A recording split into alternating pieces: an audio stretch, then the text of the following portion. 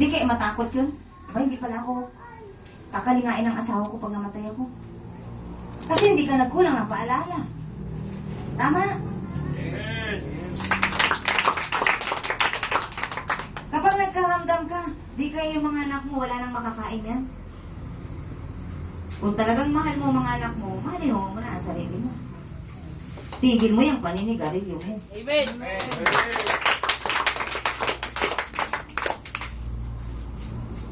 Busy-busy sa katatrabaho, umabot na nga po, hindi naligo.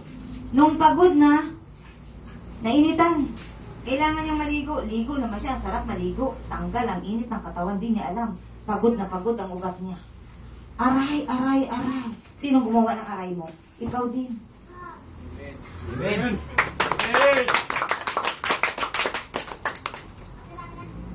Sipin ninyo kung ang Diyos matutuwa sa taong nagwawalang bahala sa kanyang kalusugan, sa kanyang katawan.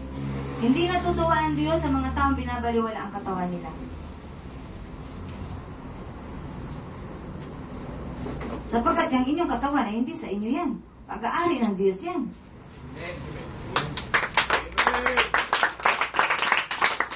Ang sarap nung pata. Anong pata yun? Di. Crispy pata. Crispy! Sarap, sarap, sarap. Crispy pata. Ha? Wow. Di mo naiisip yung itinambak mo sa loob ng katawan mo, kolesterol. Ikaw ang pumatay sa katawan mo, na templo ng Diyos. Amen. Tapos sasabihin mo, bakit ka pinarurusahan? Sapagkat ayon sa salita ng Diyos, parurusahan ng Diyos ang magwasak ng templo niya. At kayo ang templo ng Diyos. Amen. Sapagkat ang Diyos ay Espiritu, kaya ang templo ay tao. Magsasalita ang Diyos sa pamamagitan ng tao na yun na pinili ng Diyos. Amen.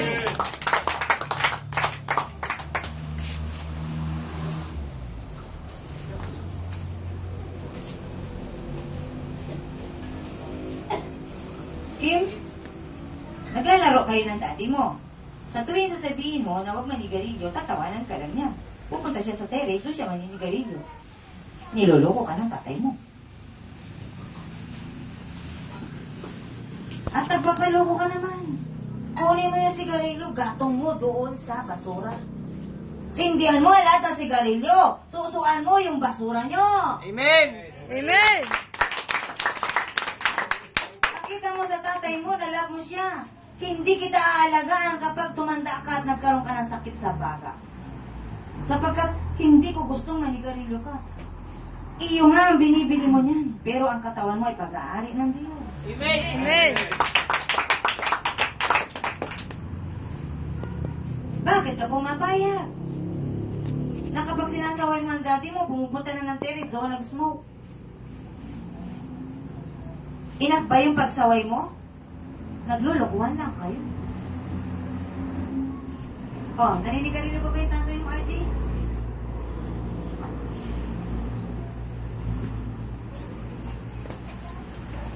Yan ang sinasabi ng Diyos, pakinig kayo ng pakinig ng salita ko, pero mga bingi kayo. Amen. Amen. Sapagkat kung bukas ang mga tainga nyo, sumusunod sana kayo sa sinasabi ko. Amen. At kung talagang kilala ninyo ako na ako ang Diyos ninyo, susunod kayo sa bawat maririnig ninyo salita ng Diyos. Amen.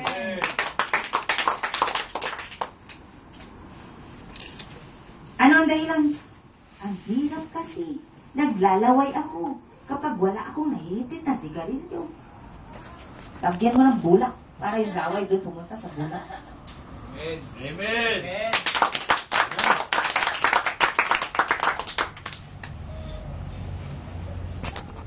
Kapag gusto, may paraan. Kapag ayaw, may dahilan. Amen. Amen.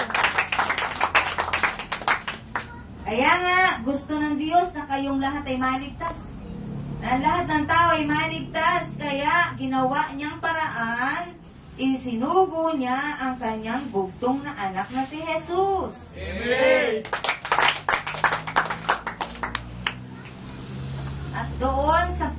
pamamagitan ng ginawa ng Diyos na yon, matututo kayo na sumunod sa Diyos. Amen.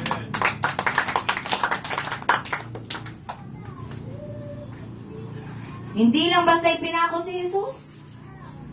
Pinasan pa niya yung krus na pagpapakuan sa kanya. At nilatigo pa siya. At dinuraan pa siya. Ngayon, magyayabang ka ba? Bilang tao, magyayabang ka. Nababaliwalayin mo ang mga salita ng Diyos. Kung meron nga lamang patay, na kapag namatay nga siya, tatayo dito sa harap at sasabihin, magbago na kayo, nahihirapan ako dito. Meron ba napatay na gumanon? Wala. Pero dahil sa karunungan ng Diyos na ibinibigay sa mga piling tao, nababatid na ang mga kaluluwa na masasama, na hindi nakahingi ng tawad sa Diyos bago mamatay, sa impyerno ang punta. Purihin ng Diyos. Amen. Hihintayin niyo pa ba yun? Na makita niyo na lang nakahimlay na yung inyong mga katawan. Gusto niyong bumalik. Di kayo makabalik. Pagkat minsan lang ang kamatayan. At ang kasunod ay kahatulan. Wag na kayong sumalangsang. Wag nang kumontra. Salita ng Diyos, higit na matalas, kaysa alinmang tabak na magkabila ay talim. Ito'y tumatagos, maging sa pinaghihiwalayan ng kaluluwa at espiritu ng mga kasukasuan at ng utak sa buto at nakatataho ng iniisip at binabalak ng tao. Amen. Amen. Kaya huwag kayong magtaka kung may lingkod ng Diyos na nakakaalam ikaw pa rin napakabait. Kahit sinampal ka na, ibigay mo pa yung kabila. Ang sabi ng iba, mahuhula ka ba? Pero sino ang nakabatid ng pagkatao niya? Diyos. Ang Diyos. Amen. Amen. Paano ang sabi ng lingkod? Sapagkat ang salita ng Diyos taglay ng lingkod. Amen.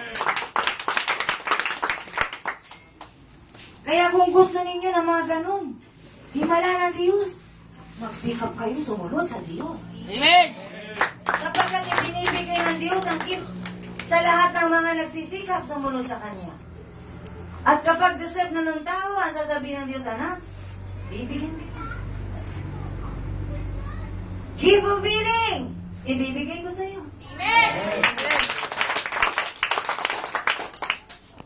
Sino ba ang umayaw sa gift? Sino umayaw sa regalo? Wala. Amen.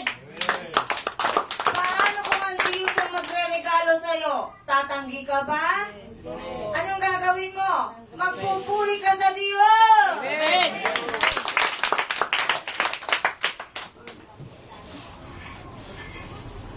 Gising na ba kayo? Amen. Yung gising, pumalakpak ng 3.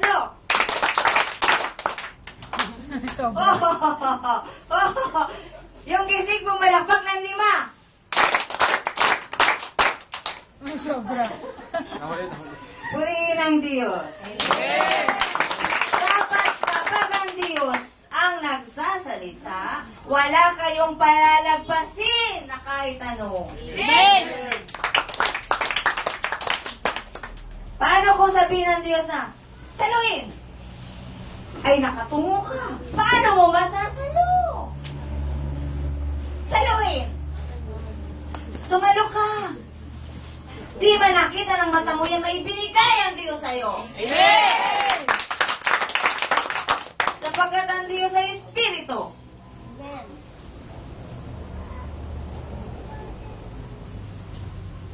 Tingin sa taas. Saluhin! Pagsasalo ka. Saluhin ang galing sa taas! Amen.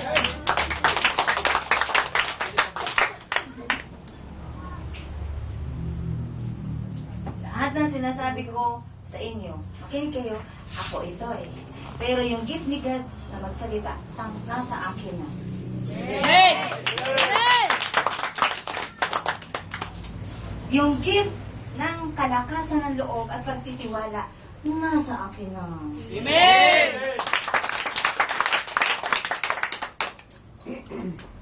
So lahat ng mga tinuro ng Holy Spirit, ngayon nagagamit ko. Amen.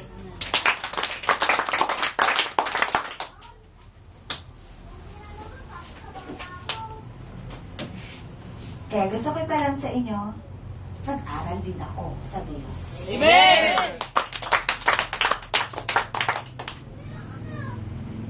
At yun, tumanggap ako ng parangal mula sa Diyos. Amen!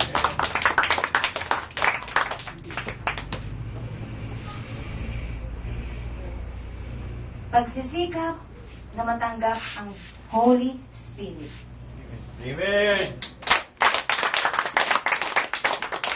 Di ko nakamtan ang diploma. Pero ito ang sasabihin ko sa inyo, di diplomang nasusunog at napupunit ang dala ko. Amen!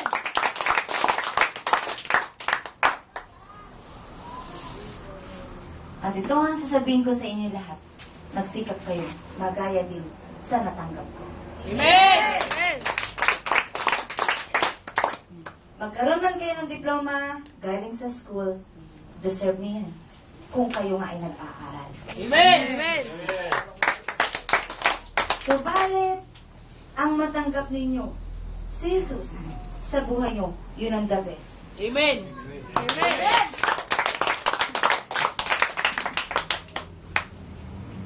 At gusto kong sabihin sa inyo lahat, sa likod, sa harap, sa gilid, may nakatayo sa akin para proteksyonan ako. Amen! Kaya wala akong pangamba na may mangyayari sa akin masama. Pinangako ng Diyos yan, anak, sasamahan kita kahit saan ka pumunta. Hindi kita iiwan. Amen! Hindi kita mababayaan. Amen! So yung wish ng tita ko na maging teacher ako, ayaw na ayaw ko. Super ayaw kong gumawa ng lesson plan sa gabi, sa bahay. The whole day ka lang nakatayo at nagsisermon ka, pag uwi mo may lesson plan ka pa. Yun ang inayawan ko. Hindi ko akalain, teacher din pala ako ngayon. Amen!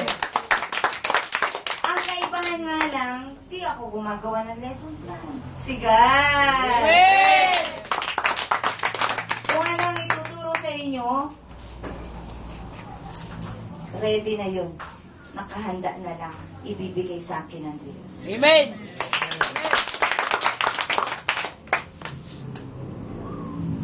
Isa pa. Diba, ang sarap?